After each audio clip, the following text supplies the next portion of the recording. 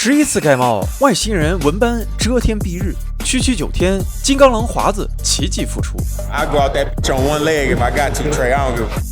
火线归来，爱德华兹却对自己失望，怎么回事 I made so many mistakes at the end of the game. I'm disappointed in myself.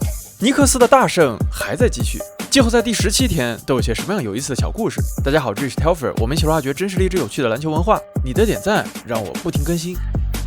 东部半决赛第一场比赛在篮球卖家纽约的麦迪逊广场花园展开。尽管刚刚遭遇了右髋部挫伤，恩比德还是选择带伤出战。2天前刚刚打完抢七的七六人还是很快就陷入落后，这也让前 NBA 球员布兰登·詹宁斯担忧。Sixers tired, man. Good luck this series. 七六人累了，兄弟，这轮系列赛好运。而以逸待劳的尼克斯还处于他们的最佳状态。半场比赛，布伦森就已经得到27分，而尼克斯更是狂轰74分。全场比赛，尼克斯的投篮命中率高达 63.1%， 甚至连3分命中率都达到了 51.4%。 Yeah, we had breakdowns tonight, but they also shot the shit out of the ball. 第4节，尼克斯的领先优势一度达到了40分。在过去的4场比赛，尼克斯合计取得了135分的胜利。但是对于七六人来说，不管是输70分还是7分，都只是一场失利。这一轮系列赛才刚刚开始。It doesn't matter. Like we lose by 7 or 70, it doesn't really matter. They won one game and we lost one game. 马刺与森林狼的西部第一场半决赛，在我们频道的老朋友查尔斯·巴克利心中，这是 NBA 中法国最棒的中锋与第2棒中锋之间的较量。That's the second best French center in the league right now. Who's the first? Rudy Gobert. Yeah. 等等，怎么和我想的有点不太一样？重来一遍。在我们频道的老朋友查尔斯·巴克利心中，没有安东尼·爱德华兹，森林狼的晋级概率为0。Without Anthony Edwards, they got no chance. Zero. Joker is a little guy compared to Rudy. Rudy's a little guy compared to Victor. 恐怕没有人会觉得爱德华兹能在第一场回归。9天前，爱德华兹在第一轮对阵掘金的第4场比赛中，刚刚遭遇左腿骨挫伤与过度延展。最初，他的预计恢复时间长达数周。然后，森林狼团队与爱德华兹开始了他们与时间的赛跑，疯狂的消肿与康复。直到几天前，爱德华兹的状态还是 week to week， 每周观察。但是1天前，爱德华兹突然在自己的频道发布了这样一条视频，在视频的封面上写着这样一句话 ：Don't count me out， 我还没完呢。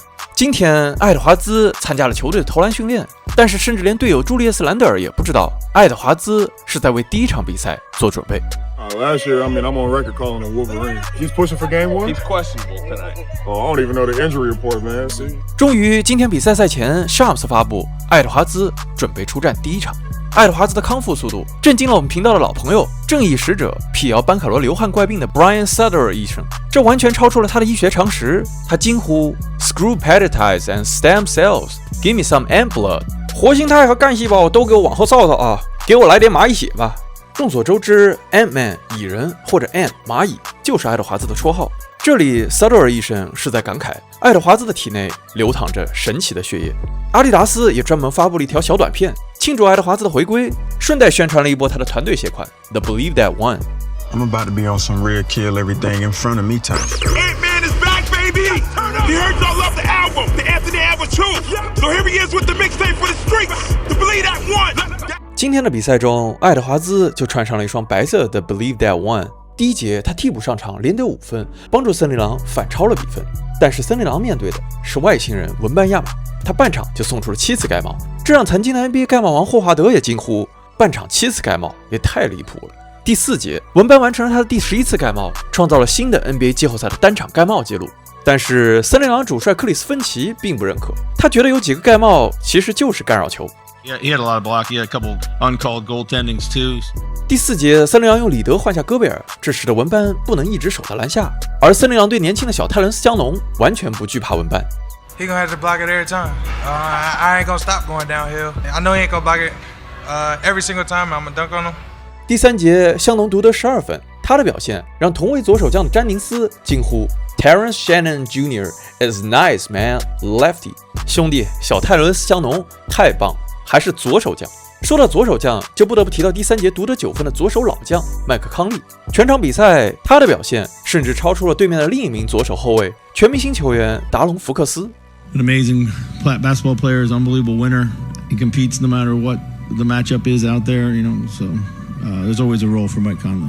At once upon a time, he was one of the best point guards in the league. Like And I always tell him that, like, Mike, you used to be one of my favorite players. Like, when I used to play 2K, I used to play with you and just run by everybody, shoot floaters and shoot layups all day long. So. 当然，说到左手将，也不得不说到森林狼的朱利叶斯·兰德尔。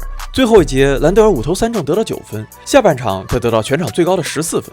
Julius led these guys tonight. He put this team on his back. 队友们的表现为带伤上阵、出场时间受限的爱德华兹赢得了足够的休息时间。第4节，他9投5中，得到11分，帮助森林狼最终赢下了比赛，也赢得了主场优势。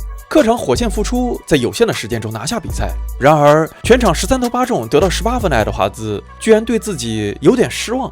最后1分钟无法起跳的爱德华兹连续被尚帕尼抢到前场篮板，差点被马刺绝杀比赛。I made so many mistakes at the end of the game.